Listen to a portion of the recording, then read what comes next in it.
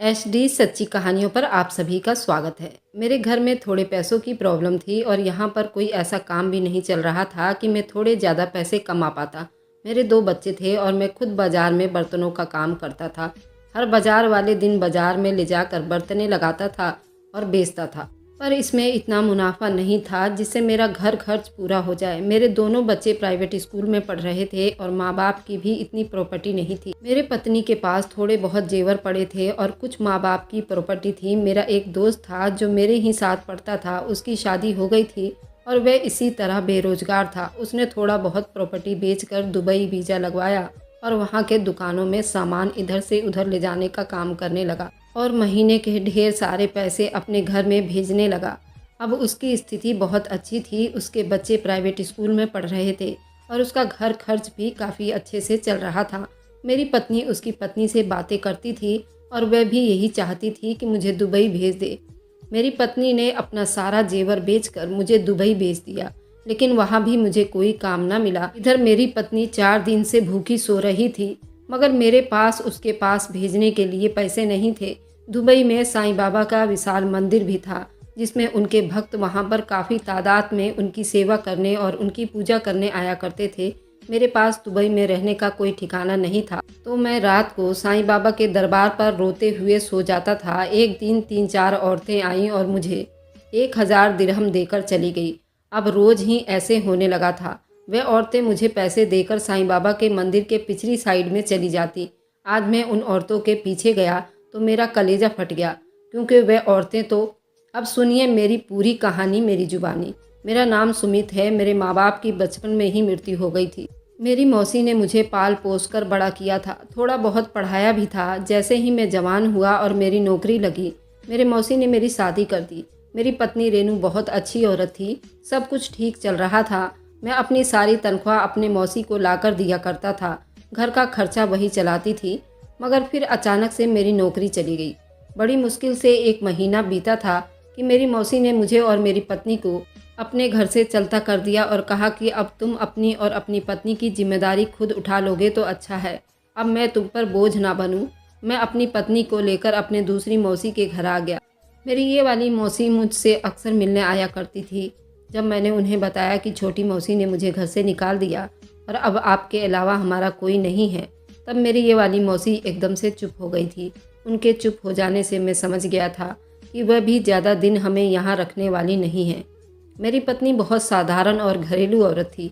मैंने रोज़गार की तलाश शुरू कर दी। मैंने पढ़ाई कम की थी, इसलिए मुझे कोई जॉब भी नहीं मिल रहा था। इसलिए मेरी पत्नी ने कहा कि तुम बाज़ार में बर्तनों का कारोबार कर लो, क्योंकि मेरे पत्नी का भाई भी यही काम किया करता था।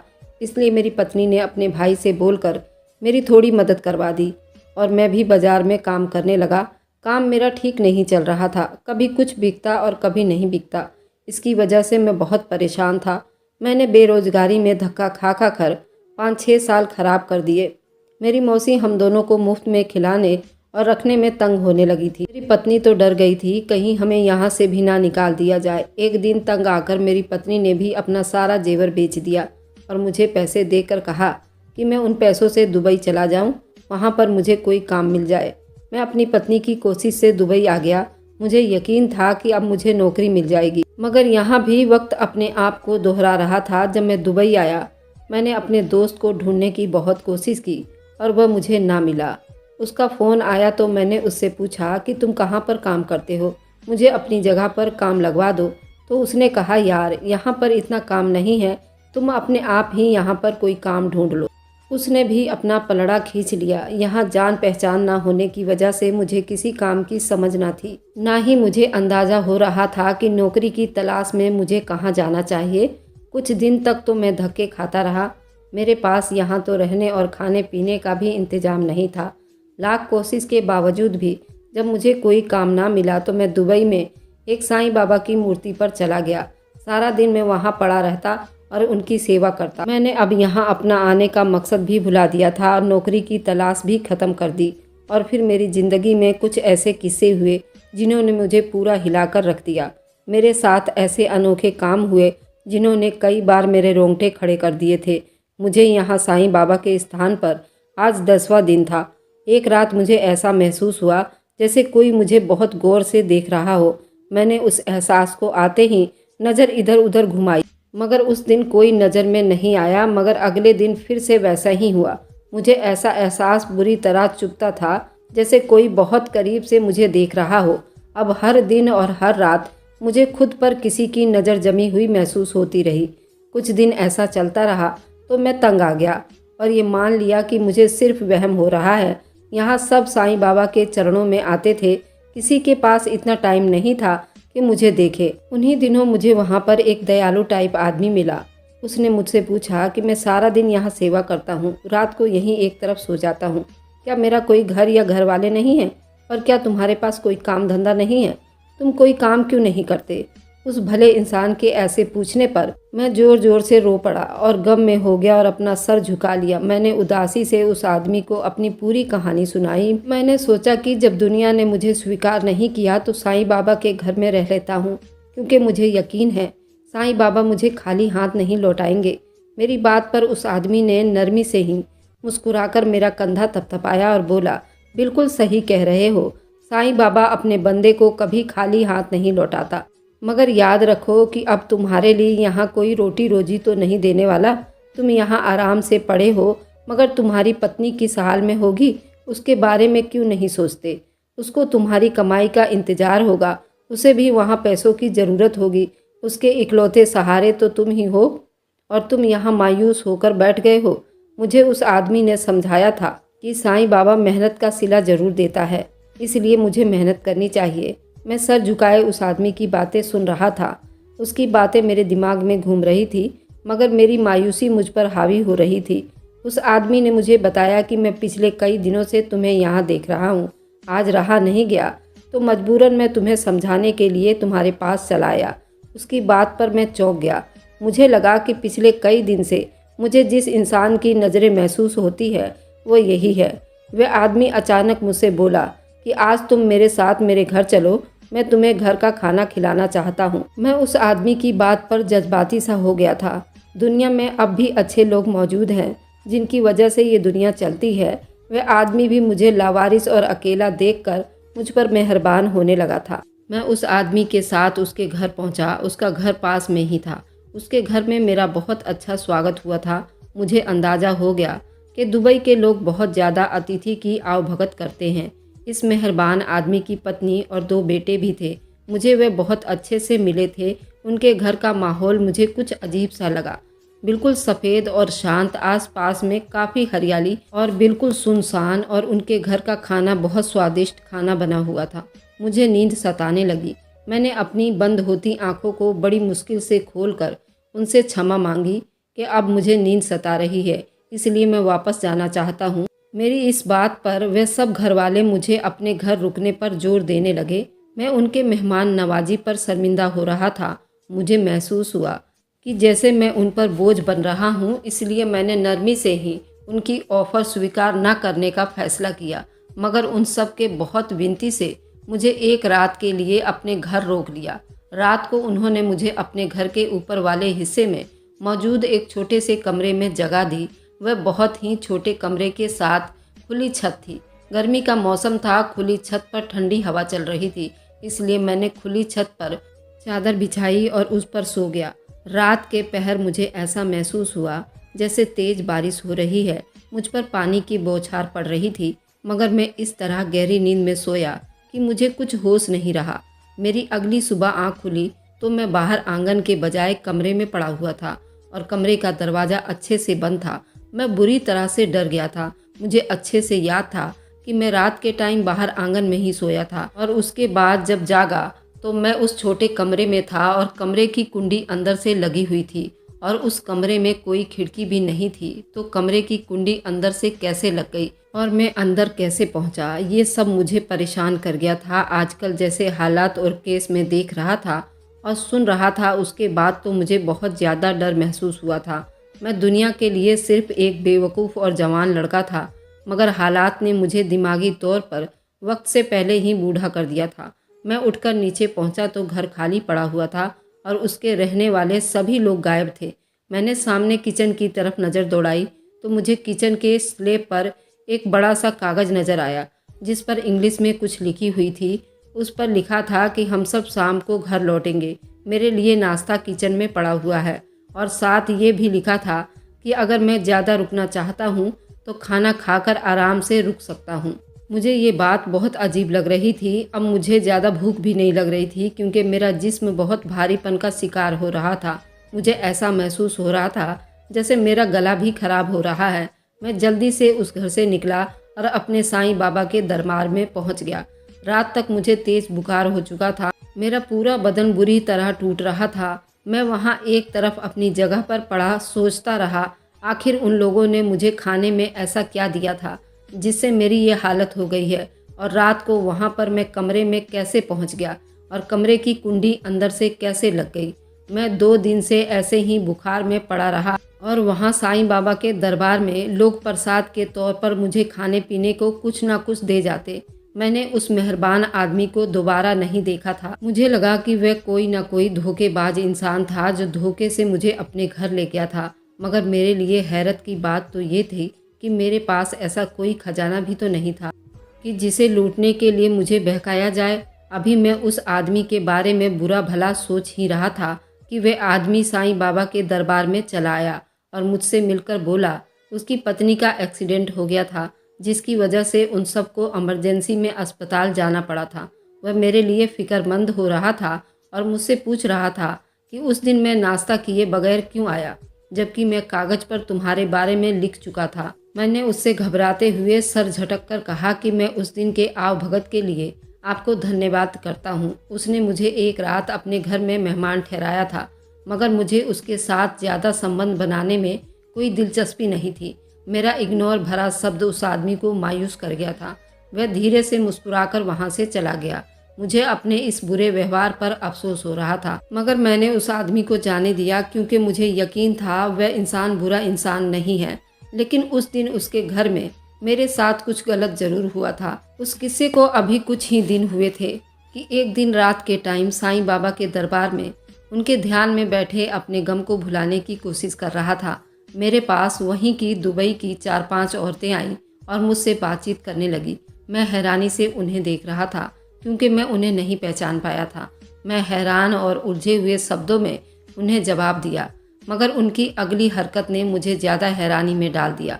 जब वह मेरे जवाब देने पर तसल्ली से उठकर खड़ी हुई और मुझे पैसे पकड़ाकर वहाँ से चली गई। मैं हैरानी से उन्हें देखता रहा। अपने हाथों में वह नोट देखकर मेरी आंखें फटने वाली हो गई थी क्योंकि वह 1000 दिरहम थे। मैं उन पैसों को बड़ी हैरानी से देख रहा था। मुझे लगा शायद उन्होंने मुझे लावारिस समझकर इतने पैसे पकड़ा दिए हैं, मगर जो भी था वह पैसे मेरी ज़रूरत थी और बिन मांगे मुझे मिली थी, इसलिए मैंने भी संभाल कर रख दिया और अगली सुबह एक नए सिरे से अपने लिए कोई अच्छा कारोबार ढूंढने लगा। मेरा दिन वैसे ही खराब चल रहा था। मुझे साईं बाबा के आसपास में कोई काम नहीं मिल रहा था और मुझे वहाँ से दूर भी नहीं जाना था, इसलिए शाम होने पर मैं मायूस होकर वापस लौट आया था। रात हुई तो वही 4-5 औरतें मेरे पास आई। मैं उन्हें देखकर डर गया था। मेरा ख्याल था कि शायद वह अपने दिए गए पैसे वापस मांगने के लिए आई हों या कुछ कहना चाह रही हों। मुझे पहले दिन की तरह 1000 दिरहम पकड़ाकर चली गई। मैं अब हैरान हो रहा था। मैंने शुरू दिन से ये देखता रहा, साईं बाबा के अलावा वहाँ पर कोई किसी को नहीं पहचानता और कोई किसी से बात भी नहीं करता। साईं बाबा के दरबार में लोग अपना माथा टेकते और उनसे अपनी मुरादें मांगते और चले जाते। कोई किसी से बिना वजह बात नहीं करते थे। उन औरतों का बिना वजह मुझे पैसे देकर जाना मुझे भी हैरानी में डाल रहा था। अब ये पैसे मामूली तो नहीं थे कि मैं उसे भीख समझ लेता। पहले तो मैं ये सोचकर परेशान हो रहा था, साईं बाबा की मदद समझकर खुश हो गया था। ये काम तो फिर अब रोज़ होने लगा था, बल्कि अब ऐसा होने लगा था वह औरतें आती और मुझे 1000 दिरहम पकड़ा कर चली जाती। मैंने बहाने से वहाँ पर रहने वाले आसपास के लोगों से उन औरतों के बारे में पूछा तो उन्होंने जवाब दिया, तो उसे सुनकर मेरे रोंगटे खड़े हो गए थे। मैं बिल्कुल घबरा सा गया था। सब लोगों से पूछने लगा, मगर मुझे सबसे एक ही जवाब मिला था, जिसे सुनकर मेरा पूरा बदन कांपने लगा था। अगले दिन मैं उन औरतों के आने से पहले एक जगह जाकर छुप गया ताकि वह औरतें मुझे देख ना पाएं, क्योंकि मैं उनके मुंह पर कुछ नहीं कह सकता था। पिछले 10-15 दिनों से उनसे मैं पैसे ले रहा था। उन पैसों को भी बार बार चेक कर चुका था। वह बिल्कुल असली नोट थे। मैं वह लौटाना भी नहीं चाहता था। मैं सफाई के बहाने एक तरफ छुपा हुआ था। मुझे तब अचानक से झटका लगा था जब वह औरतें छुपी हुई जगह पर भी मुझे ढूंढते हुए आ पहुंची थी। उनके सामने आने पर मैं इतना डर गया था कि चुप से अपनी जगह सुन्न होकर खड़ा हो गया। उन औरतों ने मुझे पैसे पकड़ा दिए और वहाँ से चल पड़ी। मैं पैसे लेकर वहीं सर पकड़कर बैठ गया था। मुझे यकीन नहीं हो रहा था सही में वो मुझे ये पैसे खामखा नहीं दिए जा रही थी। मैं बिल्कुल किसी बड़ी मुसीबत में फंसने वाला था और मैं उससे पहले कहीं छुप जाना चाहता था, मगर मैं ऐसे नहीं कर पा रहा था। उस सब के बावजूद मेरे अंदर उन पैसों का लालच भी पैदा हो गया था। मैं अपने देश में ही बेरोजगार का शिकार था और इतनी दूर 7 समुंदर पार करके आने के बाद भी मेरी बदनसीबी पर कोई फर्क नहीं पड़ रहा था। मैं जब से यहाँ पर आया साईं बाबा के दरबार पर रो रो कर सोया करता था और उनसे प्रार्थनाएं करता रहता था, मेरी हर मुश्किल दूर कर दे साईं बाबा। मगर मेरे साथ ये सब क्या हो रहा था, मुझे कुछ समझ नहीं आ रहा था। मैंने उस पैसे का एक बड़ा सा हिस्सा अपनी पत्नी को भेज दिया और फ़ोन करके उसका हाल चाल लिया। मेरी पत्नी तो खुशी से निहाल हो रही थी और बोली कि ऐसे ही मेहनत करते रहो, साईं बाबा तुम्हें जल्दी कामयाबी देगा। मैं अपनी पत्नी की प्रार्थनाओं पर मायूस हो गया था। मैं उससे क्या बताता। मैं अब भी कोई काम नहीं ढूंढ पाया हूँ और ये पैसा वे 4-5 अजीब औरतें देकर जाती हैं। मुझे वे आदमी वहाँ पर रोज़ नज़र आता जो मुझे अपने घर पर ले गया था। मैंने कई बार महसूस किया जैसे वो मुझे देखता रहता था और मेरी खबर लेता रहता था। एक दिन मुझे मिला और बोला, मैं तुमसे ज़रूरी बात करना चाहता हूँ। बात तुम्हारे काम के बारे में है। शायद वो मेरे लिए कोई नौकरी ढूंढ चुका था। मैंने सुना तो साफ मना कर दिया। साईं बाबा जानते थे कि मेरे दिल में सिर्फ यही डर था, मैं उस आदमी के हाथों खिलौना ना बन जाऊँ या मेरे साथ ये लोग कुछ गलत ना कर डाले। जबकि दूसरी तरफ डर के बावजूद भी उन अनजान औरतों से मैं पैसे वसूल किए जा रहा था। और गरीबी ऐसी चीज़ है जो अच्छे भले इंसान को भी बेवकूफ़ियाँ करने पर उकसा देती है। फिर मैं तो एक मजबूर और लाचार सा लड़का था जिसे अपने छोटे छोटे बच्चों के लिए पैसे चाहिए थे। मैंने अपने दिल को बड़ी तसल्ली दी। साईं बाबा का सेवा करने के साथ साथ वहाँ के साफ सफाई और वहाँ के श्रद्धालुओं को, आने जाने वालों को पानी वगैरह पिलाया करता था। ऐसे काम करके मैं खुद को तसल्ली देने लगा था। उन औरतों से मिलने वाला पैसा मेरी इस मेहनत का सिला है। मगर एक दिन औरतें मेरे पास आईं तो मेरे साथ कुछ लोग बैठे हुए थे। वे झिझक कर दूर रुक गई। मैं उठकर उनके पास पहुंच गया। उन्होंने मुझे पैसे दिए और चली गई। मैं पैसे गिनने में बिजी हो गया था। साईं बाबा के दरबार में जो भी लोग मेरे साथ बैठे हुए थे मेरी तरफ देखकर हैरान हो रहे थे। वहाँ मेरे साथ जितने लोग बैठे थे उन लोगों के शब्दों ने मुझे हैरान कर दिया और कांपने पर मजबूर कर दिया।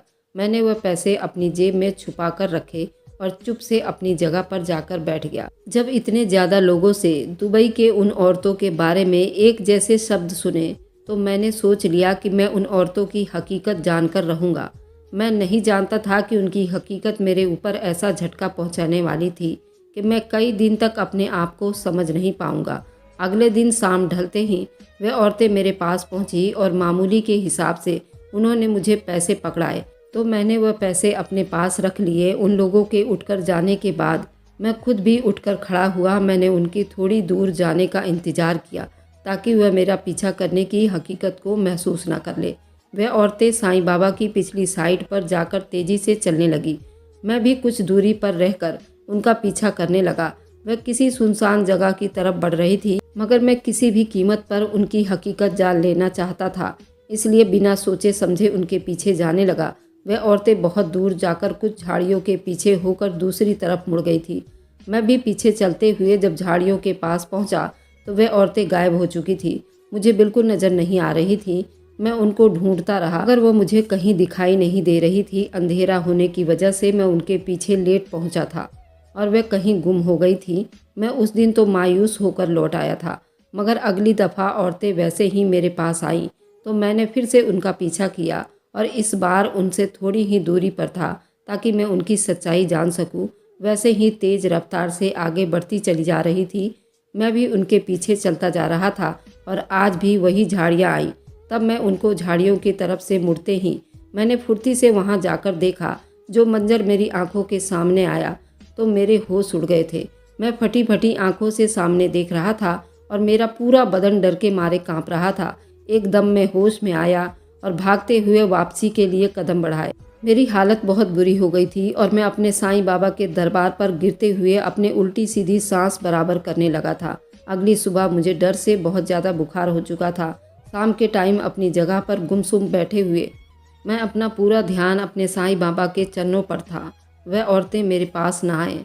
मैं उनसे इतना पैसा ले चुका था कि उनको रोकना भी मुश्किल हो गया था और अब उनका आना, मुझसे मिलना मुझे बहुत डर में डाल रहा था। मैं खुद को किसी मुश्किल में नहीं फंसा सकता था, मगर मेरी प्रार्थना नाकाम हो गई थी और वह दुबई की औरतें मेरे पास फिर से आईं। वह मुझे पैसे देकर जाने लगी तो मैंने हिम्मत करके उनके पीछे चल पड़ा। वह कुछ दूर गई थी कि मैं उन्हें बुलाकर रोक लिया और अपने कांपते हुए होठों से मैंने उनसे विनती की वह ना ही मुझे पैसे दे ना ही मेरी मदद करे। मैं अब उनसे ज़्यादा पैसे नहीं ले सकता। मैं उनसे बात करते हुए रो पड़ा था और उनसे पूछने लगा था कि उनको मेरा ख्याल ही क्यों आया, जबकि मैंने कभी किसी से मदद नहीं मांगी थी। मेरे इस तरह पूछने पर वह चारों पांचों औरतें चुप से कुछ देर मुझे देखती रहीं और फिर मुझे बताने लगी। मैं परेशानी में था और जब साईं बाबा के दरबार में रोकर अपने गम हल्के कर रहा था तब वो मेरी बातें सुना करती थी। ये सारी बातें बताकर मुझे नमस्ते करके मेरी आंखों के सामने से हवा हो गई। पहली बार का मंजर नहीं था जो मुझे महसूस हुआ था। वे 4-5 औरतें इंसान नहीं थी बल्कि कोई और इंसान थे जो मैं नहीं समझ पाया था।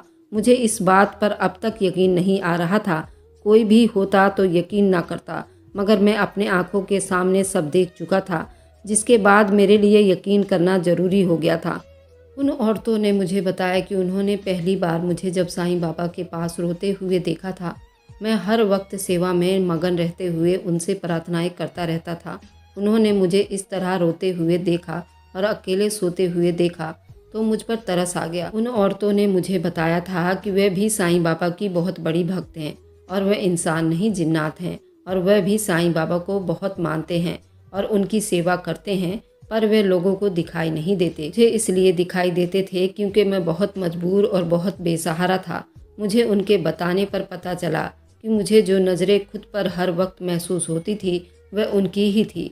वह चुप से मुझे देखती रहती थी। मुझे वो भला आदमी उस दिन अपने घर ले गया था। वह उन्हीं में से एक जिन्नात था और उन्होंने मुझे खाना खिलाया था और जब मैं थक कर सो गया उन लोगों ने ही मुझे कमरे के अंदर सुला दिया था ताकि मैं बारिश से बच जाऊं। उस दिन जब अच्छी खुराक के बाद थकान की वजह से मुझे गहरी नींद आ गई और रात के टाइम तेज बारिश होने पर भी नहीं जागा था, जबकि बारिश में मुझे ज़्यादा ठंड लग रही थी। उन्होंने मुझे हवा में उड़ाकर कमरे में पहुंचा दिया और कमरे का दरवाज़ा बंद कर दिया ताकि गर्मी की वजह से मुझे सुकून मिल जाए। मैं उनकी मदद से उनके घर वालों को ही गलत समझ रहा था और वापस लौट आया था।